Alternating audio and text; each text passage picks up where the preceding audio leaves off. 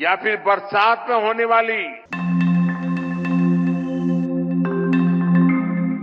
কিছুদিন আগেই বাংলাদেশে মানবাধিকার রক্ষায় শান্তিরক্ষী পাঠানোর প্রস্তাব দেয়া ভারতের রাজনীতিকরা এবার কি বলছেন?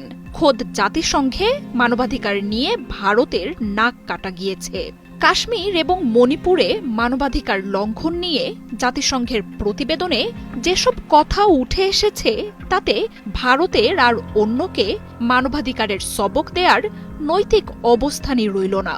ভারতের বিরুদ্ধে জাতিসংঘের এমন প্রতিবেদন নিয়ে এসেছে তীব্র অস্বস্তি, বিশেষ করে পাকিস্তানের সাথে উত্তেজনার মধ্যেই কাশ্মীর পরিস্থিতি নিয়ে এবার উদ্বেগ আর শঙ্কা উঠে এলো জাতিসংঘের বার্তায়ও। On nuclear disarmament in more than a decade.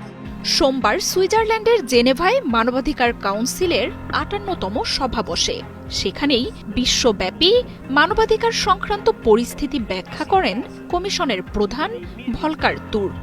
Gaza, Ukraine, আফগানিস্তানের পাশাপাশি সেখানে ভারতের নামও উঠে আসে। জাতিসংঘের মানবাধিকার কমিশন জানায়, কাশ্মীরে মানবাধিকার ও সংবাদ কর্মীদের উপর চলছে তুমুল দমন-পীড়ন। অধিকার রক্ষায় কাজ করা এসব কর্মীদের হেনস্থার শিকার হওয়ার ঘটনায় উদ্বেগ জানান ভলকার তুর্ক।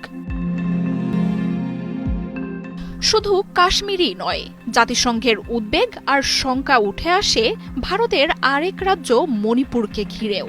ভলকার তুর্ক মণিপুরে চলমান সহিংসতা ও উদ্বাস্তুদের কথা তুলে ধরেন রিপোর্টে।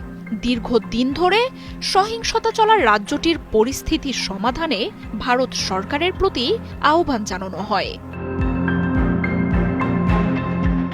ভারত সরকারের নিয়ন্ত্রণে থাকা জম্মু কাশ্মীরে ভারতীয় বাহিনীর দমন পীড়ন ও মানবাধিকার লঙ্ঘনের অভিযোগ বহু পুরনো।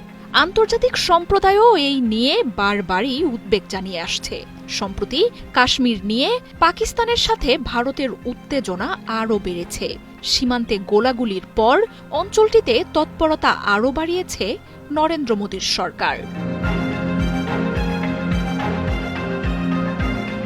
নিয়ন্ত্রণে আসছে না আরেক রাজ্য মণিপুরের সহিংসতাও।